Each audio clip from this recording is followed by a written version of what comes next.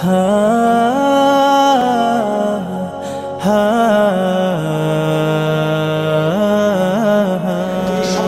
Chairman, Bangladesh আহলে সুন্নাত ওয়াল জামাতের সম্মানিত সভাপতি, উপস্থিত হুজুর কেবলা, সাহেবজাদাগণ, মঞ্চে আমরা দেখতে পাচ্ছি আদেশাল মাদানী আওলাদের আওলাদ, আওলাদের দাদাই কিন্তু নাতিরে মারাত্মক আদর করে, দাদাই কিন্তু নাতিরে অসম্ভব মায়া করে। অনেক সময় নাতিরে আদর করতে গিয়ে ছেলের গালে থাপ্পড় মারে, ঠিক কিনা? সে আওলাদের আওলাদ আমাদের পাশে বসা, মারহাবা বলেন, বড় করে বলেন মারহাবা। আদেশাল মাদানীকে যদি ভক্তি শ্রদ্ধা করতে হয়, আদেশাল মাদানীর প্রত্যেকটা আওলাদকে ভক্তি শ্রদ্ধা করতে হবে, আদেশাল মাদানীর আওলাদের আওলাদকে ভক্তি শ্রদ্ধা করতে হবে। আনতা আনতে আনতু, এটি সেই আজিজুল মুক্তাদের ঘোড়া, এগুলি সেই আজিজুল মুক্তাদিতেই পড়েছে। উপস্থিত আমাদের সম্মানিত অত্র দরবারের মাদ্রাসার সম্মানিত প্রিন্সিপাল মোহাম্মদ আলী সাহেব, আমাদের অত্র দরবার শরীফের মাদ্রাসার সম্মানিত শিক্ষক, সারা দেশে সুন্নিয়াতের মাঠে ময়দানে যার পদচারণা, এবং সেই মসজিদে আমরা আজকে দাঁড়িয়ে বসে তাকরীর শুনতেছি, এই মসজিদের সম্মানিত খতিব হাজী হারামাইন শরীফাইন আবুল হাসান নিয়াজি সাহেব, বারাকাল্লাহু তাআলা ফি হায়াতি ওয়া সাল্লাল্লাহু আমিন। আমার পূর্বে আলোচনা করেছেন দুনিয়া দরবার শরীফের আশিক রাসূল, আন্দোলনের মাঠে শিক্ষের ভূমিকা তিনি রেখেছেন।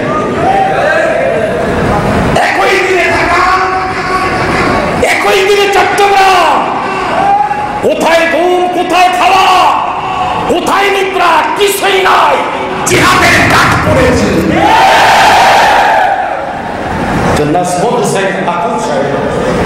মনটা ভরে গেল।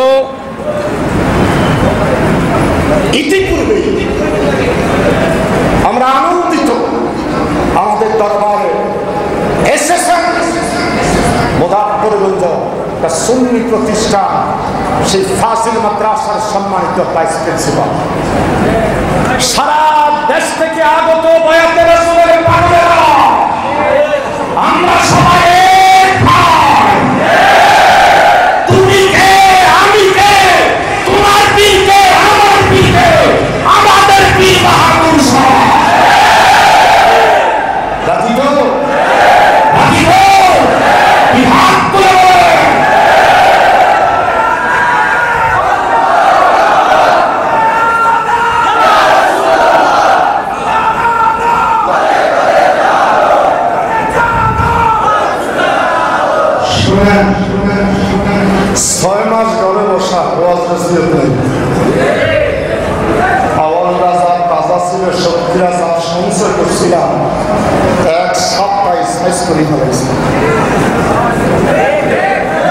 উল্লেখযোগ্য, আপনারা কিন্তু আওয়াজটা ধরে রেখেছেন কার জন্য? আমাকে এডিটিং ভিডিও থেকে একটা বিষয় উপরে আলোচনা করার জন্য বলেছে। ওই বিষয়ে আলোচনাটা করলে তাদের আজকের আশাটা সফল হবে। আমি যে পারবো না, একটা পয়েন্ট দিয়ে আমি শেষ করে দিচ্ছি। আমি বলবো সারা বাংলাদেশে আমরা বয়াতে রাসূলের পাগল, বয়াতে রাসূলের মা, বোন, ভাই যারা যেখানে আছি, আমাদের বীর মুর্শিদের অজিমার চাইতে মারাত্মক অজিমা, দিস ইজ এ টেলিফোন। রাতে শুনতে গেলেও দেখি গাইতে আমার পেয়েছে। অনুরোধ, তোমরা কম বয়সী যারা মোবাইল মোবাইল চালাও। তোমাদের ছোট্ট ক্ষুদ্র ভুলের কারণে আমার মসজিদের নাম তুলে অন্য লোকে গালি দিবে। এটাকে কোনদিন মেনে নেওয়া যাবে না। তোমার যদি ফেসবুকে কোনো লেখালেখার শখ হয়, মহান মসজিদের অনুমতি যদি নিতে না পারো, তোমার সিনিয়র কোনো ভাইয়ের পারমিশন নেওয়ার দরকার আছে কি ভাই? তোমার একটা ভুল পোস্টের কারণে আবেশাল মাদানির নাম নিয়ে, সৈয়দ বাহাদুর শাহর নাম নিয়ে, উনি সৈয়দ বাহাদুর। আমি গতকালকে দরবারে এসেছি, আমাকে কয়েকবার জিজ্ঞাসা করছে তুমি থাকবা কিনা। আমি বলছি থাকবো, তবে খানকায়, অন্য কোথায় না। যেহেতু নির্বাচনের সময় ভাবছেন আলাদা খাতা কম্বল করেছে, শেষ পর্যন্ত আমাদের হাসিম সাহেব আমাকে 90 বছর করে বাসায় নিয়ে গেছে। আমাকে বারবার বললাম, আমি বললাম আমি দরবারে ঘুমাই, রাতে জিয়ারত করেছি, ইত্যাদি ইত্যাদি। ভালো লাগতেছে, ভালো লাগতেছে। আপনাদেরকে অনুরোধ করে বলবো, যুবক ভাই, বাবা, বয়াতের আসলে তোমরা যারা আছো, উল্টা উল্টা পোস্ট করো না। সকালবেলা বাবার সাথে বছর করেছি, আজকে 2 দিন বুকের ব্যথাটা খুব বেশি। ইদানিং দেখছেন বক্তব্যের মঞ্চে আমি বসে যাই, বয়স হয়েছে, কিন্তু বয়স হলে কি হয়েছে, 2-1টা হুঙ্কার এখনো দিতে পারি। বয়স হয়েছে, হুঙ্কার বলে না।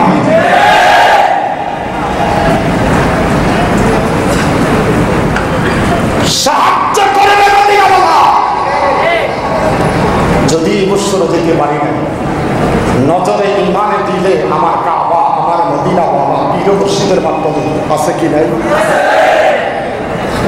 যদি আজকে জিজ্ঞাসা করি, আমার মুর্শিদের হাতে বায়াতে রাসূল নামার পরে দুরূদ শরীফটা পড়েন, অনেক তরিকতের ভাই বলতে পারবেন না।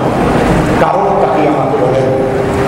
10 বছর দরবারে হাজিরা দিই, 20 বছর দরবারে হাজিরা দিই, দুঃখের বিষয় আজও দুরূদ শরীফটা মুখস্থ করতে পারি না। নবী দেখতে চান কোন সাহসে? মাগরিবের পরে মুরাকাবা করতে দেখা যায় না। আপনি কিভাবে আবুসাল মাদানিকে দেখতে চান? কিভাবে মদিনা দেখতে চান? আপনি তো আবুসাল মাদানি পর্যন্ত বুঝতে পারেন না। মুরাকাবার কথা বললে তো 10 জনে পাওয়া যায় না। আউয়া তুমি পড়া 6 রাকাত পড়ার আগে পিছের দিকে ঘুরে দেখালি ময়দান ফাঁকা, ওটাকে বাস্তব। ইচ্ছে ছিল গত বছর সম্মাদারে তরিকতের উপরে আদবের উপরে কিছু কথা বলেছিলাম। গত 2 দিন ইচ্ছে ছিল আজকে তরিকতের চর্চা, তরিকতের আদব, ফিরের দরবারে কিভাবে যাইতে হয়, কিভাবে আসতে হয়, ফিরিরে কখন সালাম দিতে হয়, কখন দাঁড়াই থাকতে হয়, এই কথাগুলি বলার জন্য ইচ্ছে ছিল। কখন তোমার মুর্শিদকে সালাম দিবা, কখন তুমি দাঁড়িয়ে থাকবা, যখন তখন সালাম দিয়ে না দাঁড়িয়ে থাকবা। সময় মতন দিও। সকালবেলায় বাপজানের সাথে বাবুর্চিখানায় গেলাম, গরমের রান্নার হিট সহ্য করতে না পেরে লাগিয়েছে, বুকের ব্যথা 3 চক্কর দিলাম। খানকায় ঢুকলাম, বললাম আমার বুকে ব্যথা, ওষুধ খাইছো? খাইছি। একটু পরে ওরা খিচুড়ি খাও। আমার তরিকতের এক পাগলটাই করলেন, ওরে আমি খিচুড়ি খাবো। খিচুড়ি খাইছি, আলহামদুলিল্লাহ। কথাটা এই জন্য বলেছি, বাসায় এসে বাসায় খান, বাসায় চাচি, বাসায় আরামের বিছনা, ওই বাসার আরামের বিছনাতে ঘুমায় নাই। 8:30 বাজে নিজের গদিতে আইসা বাবা জানকে বলা সেই চেয়ারে বসতে, ওই চেয়ারটার পাশে মাথা রেখে তোমার আর আমার মসজিদ ঘুমাচ্ছে। ইচ্ছে করলে এসি রুমে ঘুমাইতে পারতেন। কথা বলে আমার দেশের অসংখ্য পীর এসি রুমে, এসি কক্ষে, তোমার আর আমার মসজিদ বাহাদুর শাহ সুন্নিয়তের জন্য, নবীর পক্ষে জিহাদ করার জন্য তোমাকে আর আমাকে মাঠে চাপিয়ে পড়ার একদিকে নির্দেশ দিয়েছে, অন্যদিকে নিজেও চাপিয়ে পড়েছে। হায়রে কোকাল মন্দ, চোখ থাকতে অন্ধ। কথাটা কি সত্যি কইতাম? কথা কোন না এই কথাটা কি সুর দিয়া কইতাম? হায়রে কুমান মন্দ শ্রদ্ধা কিতে অন্ধ। তিনি নির্দেশ দিলেন, তিনি এবার মাঠেও ঝাঁপিয়ে পড়েছেন। ফেসবুকটা খুলে দেয়, কথা বলেন কারা? তিনি সেই ব্যক্তি। আল্লাহ আলোচনা শেষ। তোমার আমার ভুল পুষ্টের কারণে আদেশ মাদানির কথা দাম দরে কথা বলে, বাহাদুর শাহ দাম দরে কথা বলে, আদেশ মাদানির ওহাবিদের হুঙ্কারে পালিয়ে থাকে নাই। আদেশ মাদানি নাম শোনার পরে ওহাবির বাচ্চারা দেশ আসছে। তুমি দেখে নাও, যিনি বলেছ আদেশ মাদানি বহস থেকে পালিয়ে গেছে, তোমার এই সিদ্ধান্ত ভুল, তোমার এই বক্তব্য মিথ্যা। সেদিন তোমার জন্ম হয় না। তুমি শিক্ষা গ্রহণ করো। নারায়ণগঞ্জের আব্দুল কালাম যখন হুঙ্কার দিয়েছিলেন, হুঙ্কারের বিনিময়ে আদেশ মাদানি আল্লাহ বাহাদুর শাহ জুমাতে হুঙ্কার দিয়েছেন, দেখবো আগামীটা কার কত রক্ত ঝরতে পারে। ওই বাহাদুর শাহ আদেশ মাদানি আল্লাহ বাহাদুর শাহ হুঙ্কারে সেদিন দেখেছি নারায়ণগঞ্জের রাস্তা একটা ওহাবীর বাচ্চা দেখি।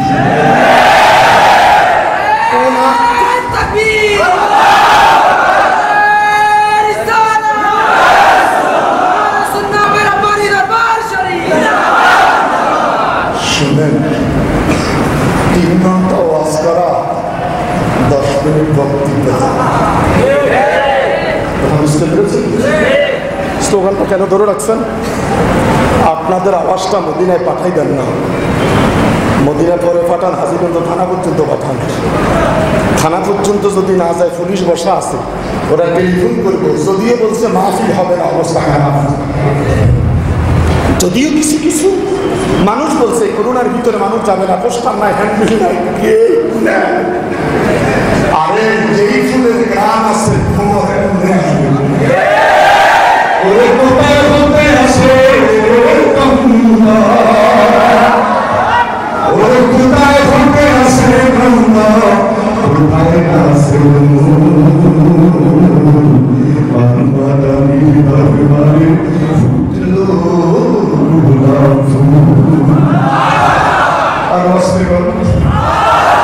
যতই টেলিফোন করে বক্তাদেরকে মাথা দিচ্ছ, কাজ হয় না।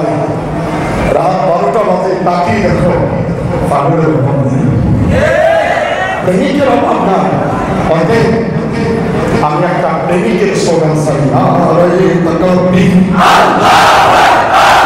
80% হয়েছে, 80% হয়েছে।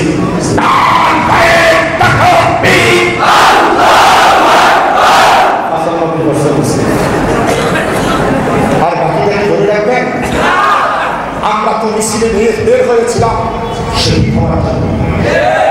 নিজের গাড়ি নিয়ে বের হই নাই, রিক্সা নিয়ে বের হয়েছি। একা রিক্সা নয়, 4 জন মিলে এক রিক্সা। অহংকার তো ছিল না, গর্ব তো ছিল না। কিসের অহংকার, কিসের গর্ব? আমার নবীর পাগল জেলখানায় ঘুমাইলে আমরা বাসা বাড়িতে ঘুমাইতে পারি না।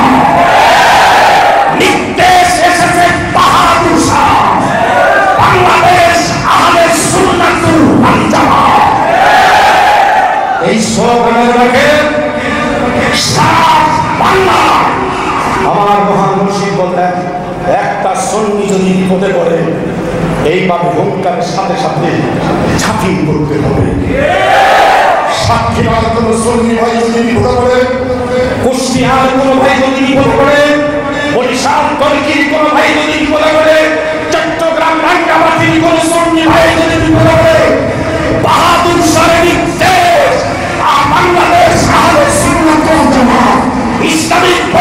বাংলাদেশ সাথে সাথে ঘোষণা করে চাপিয়ে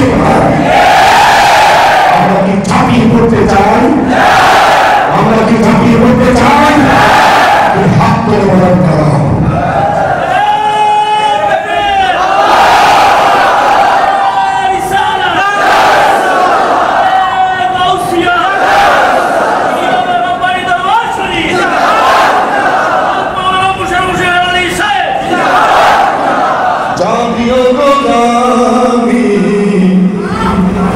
জানিও গো জানি পাবো না তোমাকে দিও দিও দেখা কঠিন হাসর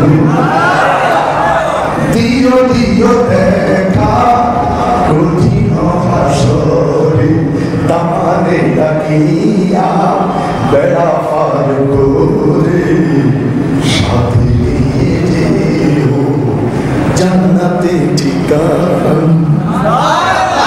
আমিন বলেন, আমিন বলেন। আমরা যখন মহান মুর্শিদের কাছে যাব, দুই হাত সামনে দিয়ে এগিয়ে যাব, মহান মুর্শিদের জিয়ারত করে পিছিয়ে দিকে পায়ে দিকে আমরা মুর্শিদের দরবার থেকে বিদায় দেবো। পারবেন? কারা কারা পারবেন? আলহামদুলিল্লাহ বড় করি কেন আলহামদুলিল্লাহ। আমার ভাই সয়েস ভিডিও এডিটিং সেন্টার, তার একটা তামান্না ছিল হযরতে নবীর পাগল বিলাল রাদিয়াল্লাহু তাআলার উপরে একটু আলোচনা করতে। বিলাল রাদিয়াল্লাহু তাআলা নবীর পাগল ছিল। কত পাগল? শান্ত আগুনের কয়লায় হাতের বেলায় শোয়া রাখত, দিনের বেলায় বাবুই কাটা উপর দিয়ে নামত। সেদিন বিলাল বলছিল, বিমান যতই তুমি আমাকে আগুনের কয়লায় রাত্রিবেলায় শোয়া রাখো, বিলালের দেহে বিলালের বডিতে যতক্ষণ পর্যন্ত প্রাণ আছে একটা মুহূর্ত পর্যন্ত আমি যাব না। আমরাও তো ভাবিলাম আমাদের দেহে যতক্ষণ পর্যন্ত প্রাণ আছে, যতক্ষণ পর্যন্ত জীবন আছে, আমাদের সর্বপ্রাণীর আল্লাহ বাহাদুর শাহ কদম ছাড়বো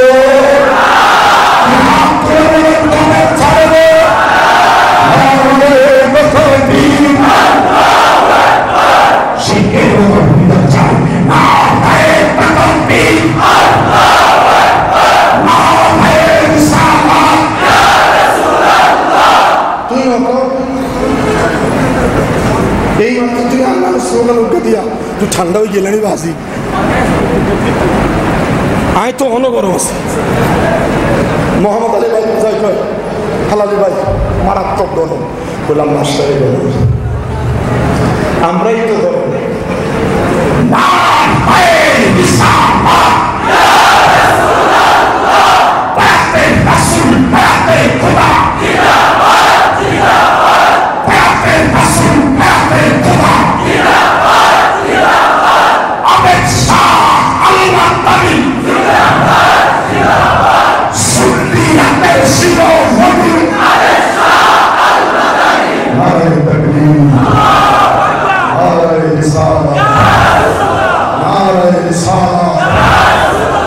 যতদিন বেঁচে থাকি শুক্রবার আজমপুর বাইতুল করিম জামে মসজিদ গেলে দেখা হবে। সে 91 থেকে শুরু করেছে 30টি বছর, অনেকের 30 বছর বয়স হবে, আমার ইমাম বয়স 30। মসজিদ কাবলার নির্দেশে যখন ডাকা দেবে, কখনো মাঠে, কখনো প্রেসক্লাব, কখনো মিটিংয়ে, কখনো রাস্তায়, কখনো খায়া, কখনো না খায়া, কখনো ট্রেনে, কখনো ফুটপাতে। ঠিক না? রাস্তায় আসছি তো? রাস্তায় আসছি তো? আল্লাহ আমাদের সকলকে কবুল করুন। হাজারো ব্যস্ততার মাঝে আমি গুনাহগার দরবার খাদেম গাছতলা দরবার শরীফ হুজুর আল্লামা খাজা মুদ্দে রহমতুল্লাহ সুযোগ্য সাহেব জাদা বিশিষ্ট আলমদ্দিন যার তেগির রসুল আল্লামা খাজা রহমতুল্লাহ হযরত বিশ্বজুর গনিয়াত দরবার শরীফের নাজমুল সেরাত ব্যস্ততার মাঝে একদিনের একটা রাজশাহী সফর আমাদের অনেক আগ থেকে সাজানো ছিল, টিকিট কাটা ছিল। একদিন আসা যাওয়ার ভিতরে এক রাতে 3টা বাজে দেখছি আল্লাহ খাজা আরিফ সাহেব টেলিফোনে করছেন নারায়ণগঞ্জ এবং ঢাকা। রাতে 3টা বাজে টেলিফোন। এই জন্য কষ্ট লাগে, কৃতজ্ঞতা স্বীকার করবেন। কৃতজ্ঞতা একটা কথা বলেন, কৃতজ্ঞতা আমার মহান মুর্শিদের কৃতজ্ঞতা স্বীকার করেন। আমরা তো মাগরিবের পরে রাস্তায় গিয়া ছবি তুলে তুলে ফেসবুক গ্রহণ করি। আমরা তো অরিজিনাল কারাগারের সামনেই দাঁড়ানো ছিল। কথা বলেন ঠিক কিনা? ইনশাআল্লাহ ইচ্ছে ছিল আলোচনা করার, বুকের ব্যথার সামনে সমস্যার জন্য একটু বক্তব্য দিয়েছি। মূল আজকের আলোচনা আমার মূল বিষয়টাই ছিল পীরের দরবারে আদব, মুর্শিদের দরবারে আদব। আমাদের ঘরে কাঞ্চন জায়ফা আছে, আমরা পড়ি কিনা জানি না, বলা আছে দিলে একবার সাজরা শরীফ পড়া, আল্লাহ জানতেন একবার না মাসে একবার পড়ি কিনা সন্দেহ আছে।